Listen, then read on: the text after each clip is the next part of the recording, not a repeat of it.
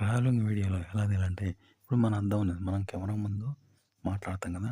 అలా మాట్లాడకుండా మనం అద్దంలో పడితే, ఆ అద్దంలో ఒకడు ఫోటో తీస్తాడు.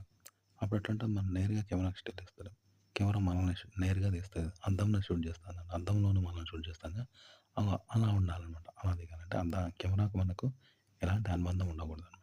ఇప్పుడు ఒక ఫోటో దిగినంక ఆ ఫోటోని మళ్ళీ ఎవడో షూట్ చేసిండంట. అప్పుడు ఎట్లంటే ఫోటో తీసినట్టు గాని మనల్ని తీసినట్టు కదా! అలా అన్నట్టు. అలా మీరు కెమెరా ముందు వీడియో మాట్లాడాలనమాట. అలా బావుంటదనమాట.